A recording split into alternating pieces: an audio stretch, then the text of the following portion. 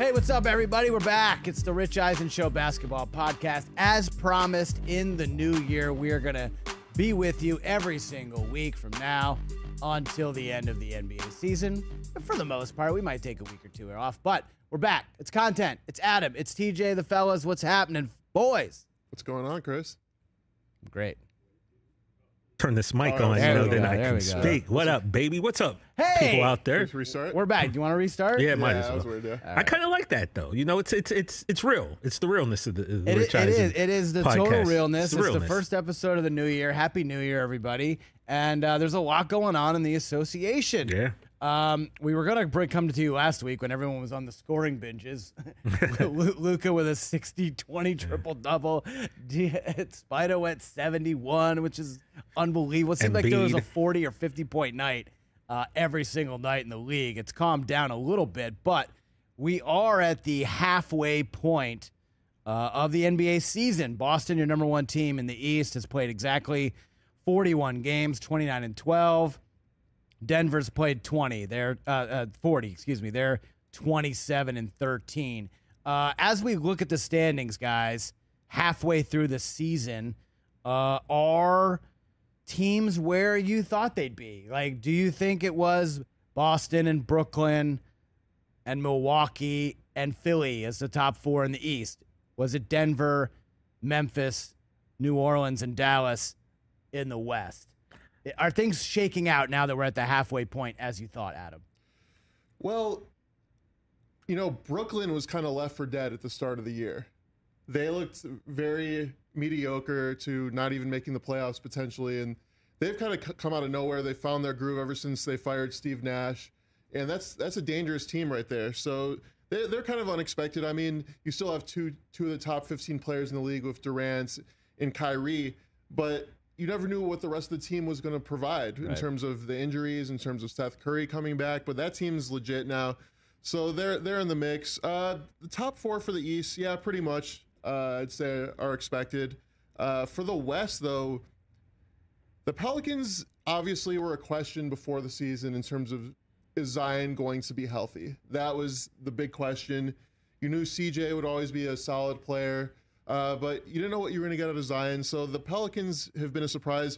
The Warriors are completely underperforming right now. I predicted them to win the championship before the season started. Weirdly, I still think they will win the championship right now. Really? Even with their mediocre 20-21 record. Oh, interesting. But them not being in the top four is a surprise to me. And I'd say the Clippers also, TJ. The Clippers are not looking as good as I thought they'd be. I thought they'd be in the top two in the West, so that's kind of a surprise to me. So, yeah, that's kind of what I think right now. Yeah, TJ, East, I think we all could have predicted what the top four in the East would look like at the halfway point, as Adam said. Philly, Milwaukee, Brooklyn, and Boston. But the West, gosh, the West is going to be so fun, I think, in the second half of the year. And Denver, I think. Denver and Memphis are separating themselves, higher register. What do you think? I'm kind of looking at what Adam just said about Golden State, and I wanted to check something. You know, Steph went down on the 14th, right? Yeah, he played last night. Last night. We're taping this on Wednesday. So, in the games that he missed, when you thought that if the wheels were going to fall off, it was going to happen when he was out, let me just make sure I got this right. Were they 500? How many games did he miss? 6. 1, 2. They had They were like 6 and 6. So yeah, they played 500 ball. They kept things afloat when Steph was gone, and now he's back again. I'm just going to keep, much like with Tom Brady, right? Mm-hmm. No matter what the team's record is, when it counts and when the money's on the line, you're probably going to put your faith in Tom Brady, right? Sure. Same thing with Steph Curry and Klay Thompson and this Golden State team. Yeah, they can mess around. They can juggle lineups. They can, take some DNP coaches' decisions. But when we get to crunch time and when the playoffs are, right there and it's time to really get busy, I don't think anyone in this room or anyone's really worried that the Warriors won't be able to turn it up a notch. So I feel like, their goal, a team like them, and also with the Clippers, I think is just to get to the playoffs healthy. Yeah. Mm-hmm. not quite worry about where you're seated, and then you hope that you have your full rotation intact. You hope that your health is good, and then you start playing. I know Rich is like he's really down on a lot of the NBA players who sit out back-to-backs and, right. And I, to a certain extent, I get it. Look, I don't have kids, so I never use the, families and kids are coming here to see you, and this might be their one time. That just it's not applicable to me, but I understand it.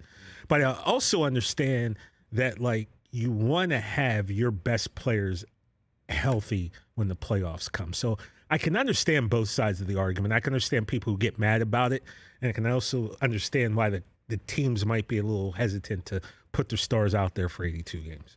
Yeah, just talking about that real quick, I think it's just there's so much more money involved now than even when Michael Jordan played. That was Jordan's whole thing, right? Like, I never knew who's going to be seeing me for the first time, so I want to put on a show. Like, dude played more 82-game seasons than any superstar, we can remember in the last, 30, 40 years.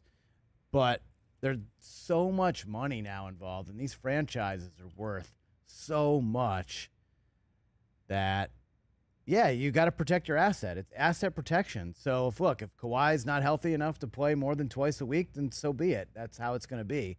Because, as we play the clip, the soundbite all the time, it's all about the Larry O.B. So you need these guys for the playoffs. You need them for the finals. You need them, to ultimately win the top prize, which is that Larry O'Brien trophy. So, yeah, it sucks. You don't know who's going to be playing kind of game to game when you're dealing with some of these types of players. Other guys, you don't have to worry about it. Tatum's going to play every night. Luka's going to play every night. Well, I didn't know Luka was going to play. That's the thing that kind of bothered me yesterday. I wanted to go see Luka play so bad, and he was questionable going into the game yesterday against the Clippers. Oh. So I decided not to buy a ticket. He decides to play, and he drops 40 plus. To say I was bitter would be an understatement. I wanted to go see him play. Well, you can pay risk it. You can pay 3 times the price you want to see them play the Lakers tomorrow. I'm good on that. But also just about the Warriors, TJ, who's really starting to ball out is Klay Thompson. And I think that's one thing that we kind of had a question mark about coming into the season. Klay, had a few moments in the playoffs last year, but it wasn't like Klay is back before the injuries. He did miss 2 years, obviously, but Klay has been throwing up some big numbers, guys. Just look at his last 5 games, 29-31, the big 54 explosion against the Hawks, 30 and 29, losing efforts the last 2 nights. But Klay is really picking up the slack. He's really starting to find that rhythm and that groove, and he's starting to look like the Klay Thompson that we know. So to your point, it takes time to recover from stuff like that. And to your point, like Golden State, yeah, they're 1 game under 500, but if they're in the top 8, do you want to play them in a 7-game series? Yeah, absolutely not. So could they knock off Memphis? Could they knock off the Pelicans or whoever ends up being the 3? If they're the 6 in a 6-3 matchup, are you going to pick against them?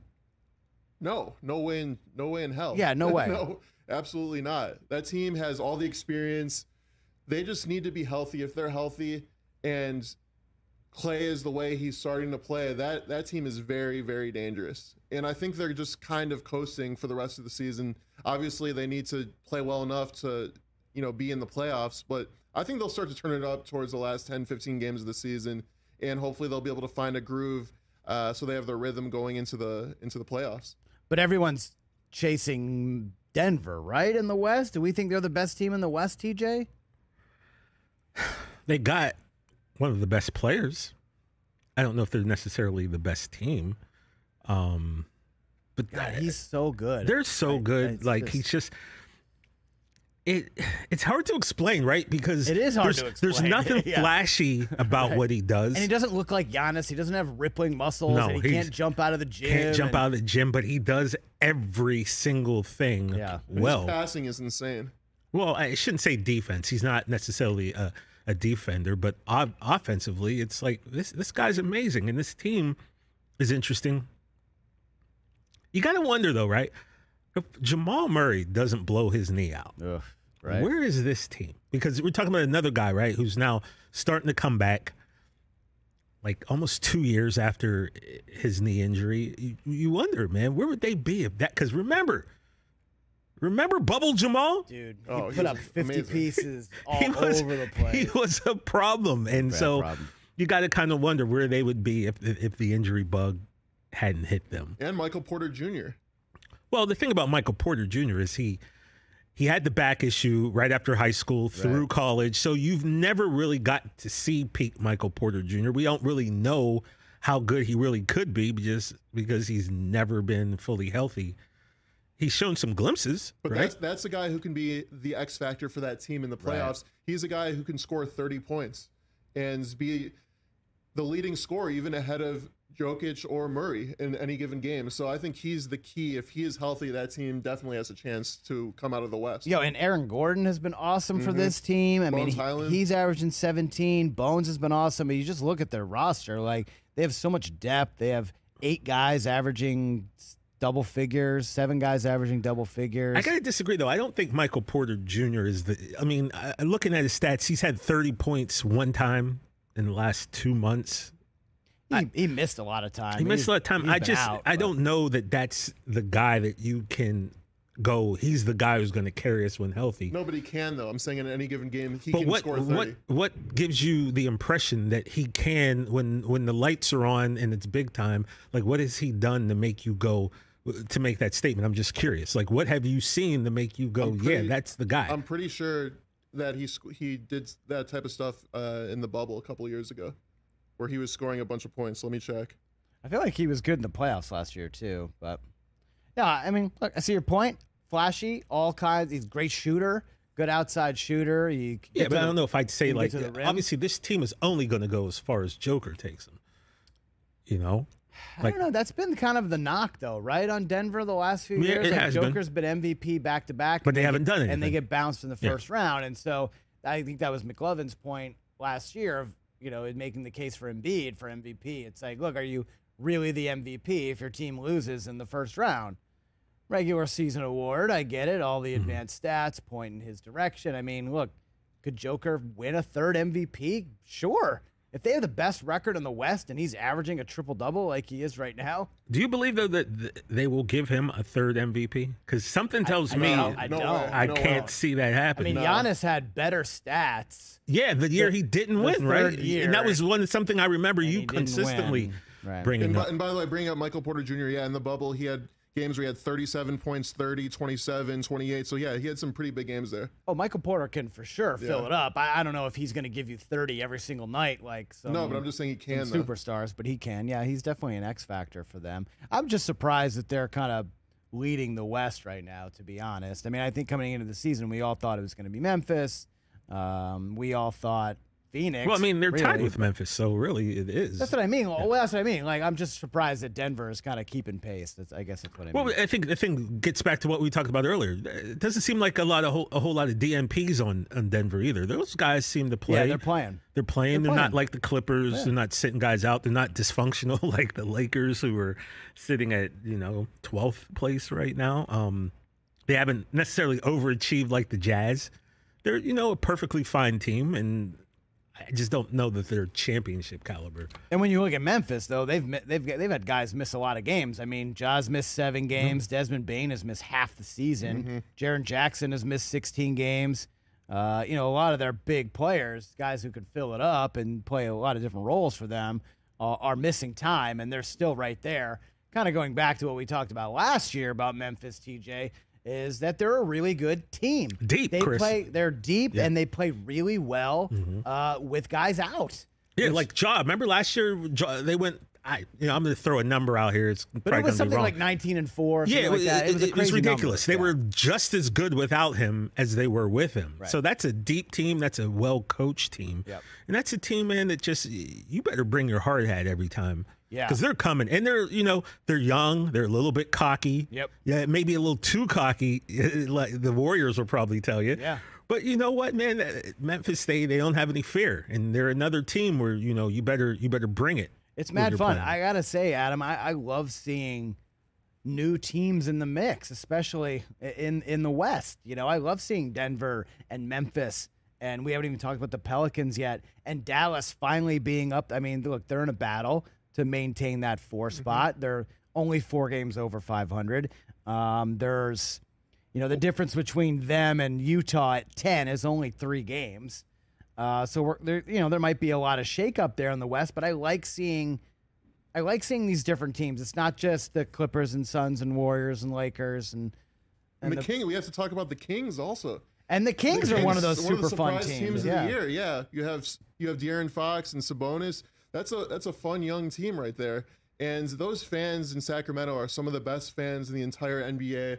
And they have not had it good for really the last 20 years since the C-Web, Mike Bibby days. And now that team, they're finally starting to find their 20 groove. years? My goodness, really the time flies, man. It's Holy crazy crap. to think about.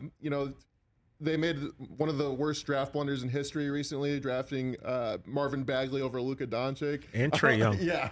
I don't know if they'll ever get over that, but they have to figure it out somehow. And that team... Hey, Adam, not to interrupt you, you can't, like I say with Chris, when it comes to Tatum or anyone that the Sixers miss, when you make a bonehead move like that, you cannot overcome it. That's just something you're stuck with for 15 to 20 years. Yeah, it sets your franchise back, But the thing about the Kings is they're so fun. You probably can't name more than 2 people on that team. Like everyone knows Fox is on there. Oh, they made the Sabonis trade last year, but Harrison Barnes. Like who is their supporting cast? Oh yeah, Harrison Barnes, 15 a game. Kevin Herr, 16 a game, averaging what? A few threes a night. Yeah, Keegan Murray, nice rookie. Malik Monk has been awesome. Like they're a team. They just fill it up. They're leading the league in scoring right now. They're a couple fractions ahead of Boston. Like they have been such a fun team to watch. It's like, oh, in fantasy, I need someone on that team because I know they fill it up. Oh, if I'm laying a little action tonight, oh, the Kings are playing. Let's bet the over. Like it's just one of those things. They're so cool to just check in and see what's going on. Now, look, halfway through the season, great story. 21-18. They're in the playoffs. Can they keep it up for 82 games? We'll see. Yeah. But so far, they're definitely one of the feel good stories of the year. By the way, they have Matthew Dellavedova on that team, who really? I did not know he's been in the league for the last 5 years. Oh yeah, Delly's still there. Yeah, Delly is on the Sacramento Does Kings. he play? Not really. I'm looking at his numbers right now. He's played 17 games, started 0, minutes per game, 6 minutes a game. So he's still on the team, but one of the classic amazing finals performances for a player you never would expect back in the day on the Cavs. Yeah, right. Also, TJ, remember when we talked earlier in the year, like guys who didn't understand, teams that didn't understand the assignment? I think you're going right where I was about to go once we were done with the Kings. You're about to get to the Jazz, I'm about to get to the Jazz. So the Jazz are starting to understand the assignment. Like as awesome as Lauri Markkanen is, I think what do you have, like 29 and 16 last night? That dude has been unbelievable. I can't believe he's on stupid Rich's fantasy team. And now the Jazz are in the 10 spot. They're 21 and 23. They're 8 games back. The Lakers are only a half game behind them. The Thunder are a game and a half back. They're starting to understand what their mission is this year is get in the bottom 4, have the best odds for Crown Vic. Look at San Antonio, look at Houston, look at Detroit, look at Charlotte, and just that's your goal. Get in the top 4, have a shot at Crown Vic. Well done, Jazz. I salute you. They're 4-7. They're 4-7. Their last 11. I don't think this team is going to fold, though, man. I know that's the thing. That's the problem. They have too good of players. Yeah, like Markkanen's played too good. Jordan Clarkson's too good. I'm looking at their stats, and I'm like, they definitely overachieved. That was my whole thing. Like, what are these guys doing? But we always got to remember, as fans, sometimes we go, "Oh, this team's they're gonna tank," or this team's going to fold, or this team doesn't want to win. These are still grown-ass professional men who are dogs who, they don't care about some kid playing in high school or college. Like, they're trying to French win. Travel team. We go back to football. Like, all the Jets had to do was lose, and you would have Trevor Lawrence on your team. And it's just like, they were like, no, I'm not losing. For the Houston Texans, thank you, Lovey, for the Bears. Yes, the Bears have the number 1 pick. These guys they don't want to go out there and lose. And you, like I said, Markkanen, 25 and 9 a game, Jordan Clarkson, Colin Sexton, Malik Beasley, Kelly Olynyk, who is another one of those guys. It's like, man, this guy he keeps hanging on, and he has a very productive NBA career. Like I said, Mike Conley running the show. Jared Vanderbilt is a guy who goes out there, scores about 8 a game, but he gets you like 7-8 boards, blocks some shots, plays defense. Shout out to the Jazz for not folding is all I'm saying. Good for them, man. Because the writing was on the wall for them, and they were like, nope, not going to do it. Not going to not going that. All right, since we're here, we're in the West. Let's just get it over with. We got to talk about the Lakers. They're 3 games under, 19 and 22, but they have won. They're playing a little bit better. They have lately, won. man. Yeah, they have won 6 out of 10. They actually have been playing really well. They had won 5 in a row until they lost to the Nuggets the other night. They play the Mavs and Luka tomorrow on Thursday on TNT. And, man, like, let's just be honest, dude. LeBron is freaking killing it, man. Mm-hmm. It's year 20. He's not out there every night. I know he's missed 9 games, but he's averaging 29, 8, and 7. Like, unbelievable. It's just stupid. And then, like, some of the run that he's had lately, I mean, 37, 40. He had the back-to-back games of 43 and 47. Is it going to be enough, though? Like, it is kind of LeBron's unbelievable, out-of-this-world year 20 season. Is it going to be enough to get the Lakers into the playoffs and win a playoff series? Well, I think it just all depends on if Anthony Davis is healthy. That's everything.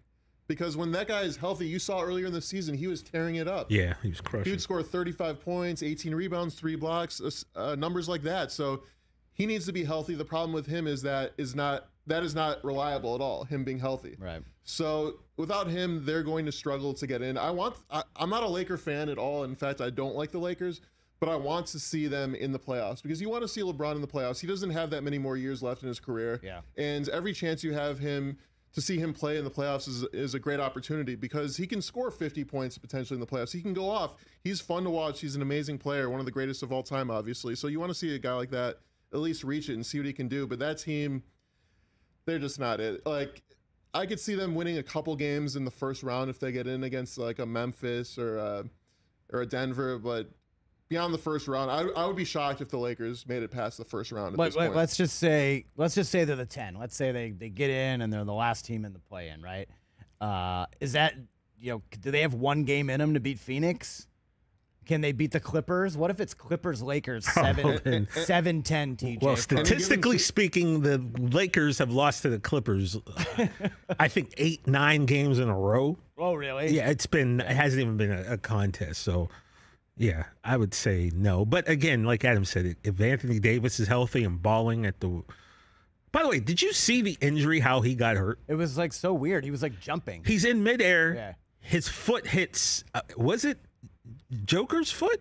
Or it was someone's foot. Yeah, they were playing Denver. And his foot just hits the other guy's leg, and his foot twists and snaps a bone in its foot. Like, that's just, you're just snake bit at that point. Because I can't remember ever. I think the other weirdest injury that I've seen like that, I was trying to think, like, has there ever been something else that weird?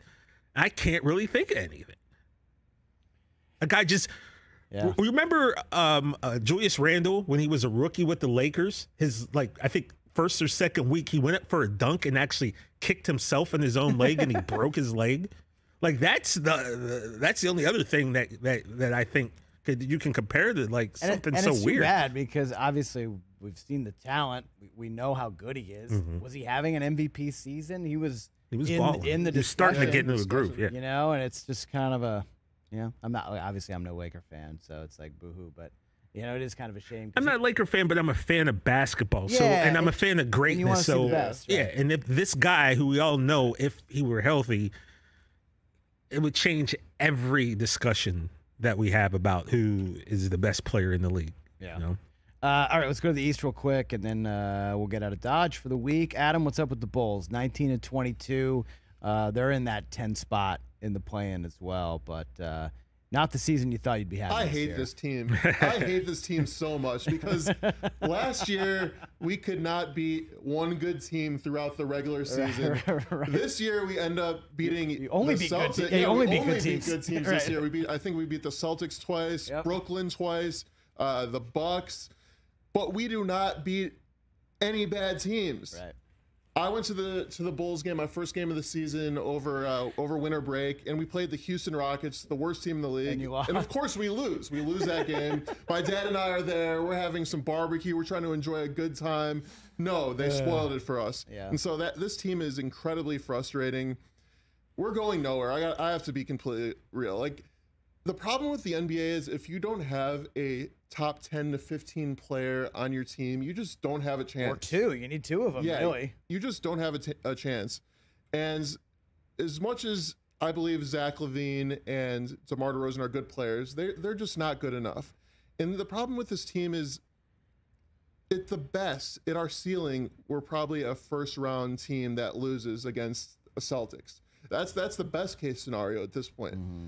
So if I'm Bulls management, if I was the GM of the Bulls right now, I trade DeMar DeRozan to a contender like the Dallas Mavericks or even the Clippers. Clippers would be a great fit for him.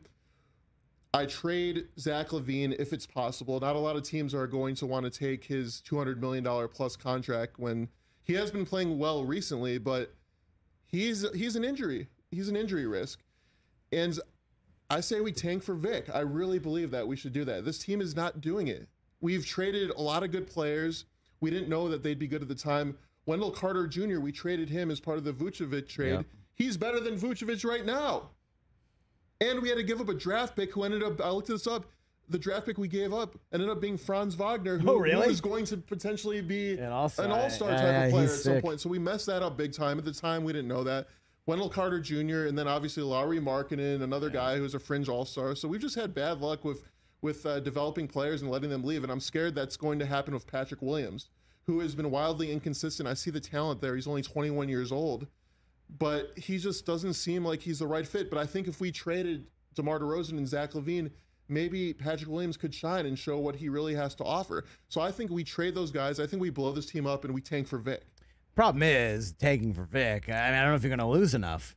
But then, you're already 8 games behind Charlotte and Detroit, and Houston. You're 9 games behind the Rockets, are 10 and 30. So, what about Scoot? Tank for Scoot.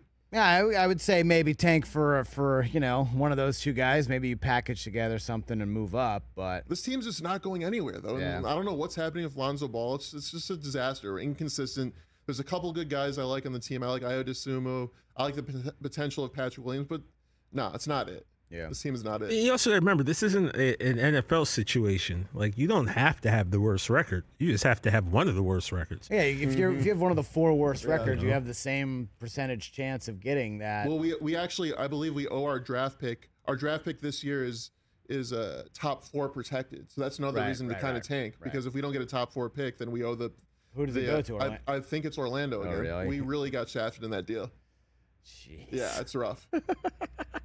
It is rough. Man. TJ, Sixers looking better, rounding into shape. He scored $150 last night. 13-3 their last 16 games. We went 6 weeks without Maxey, and that was tough. But he's back, and he's back to balling. I'm really liking this Sixers squad. Again, though, it all comes down to the health of the big man, because quite frankly, the Joel Embiid kind of disrespect is kind of strange to me when it comes to MVP, because I was looking at a list the other day and they were listing like Tatum and Luka and Joker and Giannis, and there was no mention of Embiid, and it's just kind of weird to me, because this guy has proven that, like, when he's on his game and all things are just firing, how do you defend Joel Embiid? How do you stop him? He's almost unstoppable. And the way he's been balling, 34 points a game, 10 boards, he's even dropping almost 4.5 assists a game, man. And this guy, if he stays healthy, and we all know that's a big if with anything, but this team can go far as long as he can avoid all those little weird injuries that, keep coming to him, like a broken face, when he's catching an elbow, or a bad hamstring, or a quad, or his finger, so who knows? But man, if he can stay healthy, this team could go places. Yeah, just looking at the MVP odds right now, it's Luka is now your favorite. Luka's jumped Tatum and Giannis and Joker. Joker's second, Giannis third, Tatum fourth, and then there's kind of a big drop off. So like, those top 4 guys are all 4-1 or better. So how is Embiid not in the mix for this? I don't understand. I agree. And then Embiid jumps up to 12-1. Well, Embiid hasn't played as many games, maybe. Is that the reason? He's played 29 games out of 40. 29 out of 40. That's totally fine. Giannis has played 34. But yeah, I don't know. Maybe I don't think there's ever been a closer MVP race with the top 4 guys in league history. I've never seen this before. Yeah, especially this, halfway through the year, usually there's like one guy who's kind of the clear-cut favorite and then a couple of guys kind of still in the mix, but you got top 4 guys who are basically the same odds. Yeah, and even you have a player like, he won't win MVP, but you look at the stats of Ja Morant, for example. Ja Morant's averaging 27 points and 8 assists a game. Well, the thing about the league is now, you've seen they're doing kind of some stories about it, but scoring is just out of control. Mm-hmm. You got 8 guys averaging over 29, 5 over 30. LeBron, KD, and Mitchell are all in that 29 point whatever range. And then Luka's at 34, Embiid's a hair under 34, Giannis a hair under 32. It's just like, it's out of control. Like every single night, like we said, there's just somebody going off. And more than often than not, it's one of the superstars.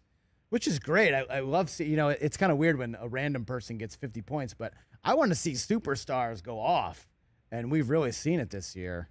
I don't know why Embiid's not really in the mix, TJ. Why is it, do you think, that he's not there? Are we at the point with Embiid almost like we are with Giannis, where you see, this guy putting up 35 and 14, and you're like, okay, cool. Like, have we gotten to the point where we just expect? Yeah, but then Giannis is right there in the MVP. You know what I mean? Like, he's got the same odds as Luka and Joker and Tatum. Yeah. I don't know, man. I don't get it. I can't explain it. I don't know. Maybe because Philly's only in the 4th slot. It's kind of strange. We got a better record than Dallas. Yeah, that's true. So explain that to me. They're the top 2 scorers in the league. Luka is kind of a one-man team, I guess. Yeah, I don't know. I'm just throwing out possibilities, but yeah, it's interesting. Then let's just say, halfway through the season, Adam, who's your MVP? You got to go Jason Tatum. He's never won the MVP before. He's averaging 30 points, 8 rebounds. The guy is the leader of the team that has the best record in the league. He is an incredible talent, top 5 player in the league. He also has a great supporting cast with Jaylen Brown, so you can't count that all out also. But to me, Jason Tatum has taken another leap, and he's the MVP. Obviously, I like hearing that. TJ, what do you think? I picked Tatum pre-season to win the MVP, and, I'll stick with that pick right now. What about you? I love Tatum, obviously. I don't want to be a homer pick. I weirdly think it's Kevin Durant kind of right now, even though he's not in the mix either, TJ. He's going to be out for about 4 weeks now. So yeah, that's true. I think to this point, though, it's been him. Just the way Brooklyn was able to kind of keep it together and turn things, because it really looked like their season was going to be an epic disaster with the Kyrie stuff. And, Durant just balled out, and they went on a hot winning streak. What were they, 11 and 12? They were 10 and 11 or something like that. They were under 500 and then rattled off, a massive winning streak. And he does it just so it's, in a weird way, it's like LeBron or Steph Curry. You just expect it. Yeah, I expect Kevin Durant to score 30 and have 8 and, 5 assists every night. But he's been remarkable. But Joker, too, man.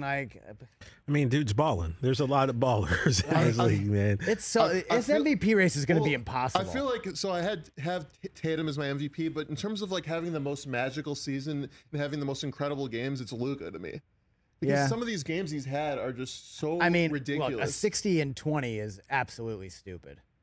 Yeah, it's never before. It's one of the top 15 regular season games in NBA history. When you're talking about the last person to do something and it's Wilt, you're in kind of uncharted territory. Well, so somebody put up an interesting thing on social media, just looking back at some of Harden's box scores with Houston. He had some 50-point and it was dubs. just like, yo, did we sleep on this? I did. I was always pounding the table for James in Harden. your defense, you have always been a James Russell Harden Westbrook's MVP season, we're going to look back. Like I said, when we look back on the Oscars and you're like, oh, that doesn't age well. Russell Westbrook's like, oh, he got a triple-double. You're the MVP. That was such horse crap that he won MVP that year. James Harden got absolutely robbed. James Harden had some years in there where He probably should have had 3 MVPs. He should have had 3 in a row, but it's like one of those things. You know? So it is kind of weird where you look at these Luka stats and people are like, oh, this has never been done before. Well, all right, maybe not 60-20, but how about 58-17? Like, it's been close. You know? Yeah. No, look, I mean, I love Luka. He's so fun to watch. But he's in the Harden range of like, oh, he's going to dribble for 20 seconds and take a step back, or dribble for 20 seconds and then pass to a guy in a corner. Can they make the 3? You know, Dallas doesn't really have that much help around him, you know, all due respect. And so it's like, when you talk about Dallas, it's how far are they going to go? Well, they're going to go as far as 77 takes them. You know, he owns Phoenix. So it's like, can they play them in the first round again? I don't know. I like Luka as MVP. I mean, he's kind of been the favorite every year coming into the season, and maybe now he can finally get one. I like the kid. I think the MVP, I think we all like him. MVP race is going to be wild this year. It's going to be one of those things like it comes down to the last day. Remember, was it like 20-something years ago where David Robinson needed like 70 to win the scoring title, and then he got it? Like I think MVP is going to be something like that this year, where it's going to come down to that last week of the season. Yeah, for sure. And you might be right. As much as a great season that Jokic is having, I just don't see the NBA giving him the MVP 3 straight times. So he's had a special season. I just think he's probably eliminated from that, though. Because remember, like, back in the day when, like, Michael Jordan should have got the MVP in, I believe it was 1997, and they just gave it to Karl Malone just because Jordan had won too many MVPs already. So I still think that there's that type of bias where they just won't let a guy win 3 Also, straight. LeBron has, 5 MVPs? Probably could have, 8. Mm-hmm. Yeah. I mean, if the Lakers weren't so like, he could be MVP this year. LeBron's stats are incredible for how old he is and I what guess he's got doing. 4. Okay, a halfway point, real quick. NBA Finals preview. Who are you taking? That's I'm going to go with Milwaukee and Golden State. Bucks can't stay healthy. TJ. Man, this is kind of early for this. But, I know it's a halfway point. We're just kind of like going to check our work. I'm going to say I'm just throwing this out there. Memphis Grizzlies. Do it. Against the Boston Celtics. Oh, I thought you were gonna homer pick. Well, I mean, that you would expect me to do that, so I didn't want to do it. Zigzagged. You still think the Warriors are gonna be there, huh? I do. I was consistent with that team last year. I believe that they were going to. Oh wait, I take that back. I don't think the Grizzlies can beat the Warriors. Really? Man, I was gonna. I kind of get what Adam's saying. Like I said to start with, as long as Golden State can not have anyone's body parts fall off their body, they're gonna be there at the end. I think some weird. I'll keep with that pick until. I think some weird magical stuff is going on with Denver. I'm gonna say Boston, Denver, and it's gonna be like the least watched NBA Finals of all time. Yeah, but that would be a fun series to watch. I think that'd be super fun. Yeah. The two styles too really would make for an awesome series, but. Let's let the world really get introduced to Denver basketball. Who knows? All right, everybody, that's it. We're done. Great talking to you guys this week. We're going to be back next week. It's the Rich Eisen Show Basketball Podcast. TJ, Adam. Peace. I'm Chris. Peace out. Later.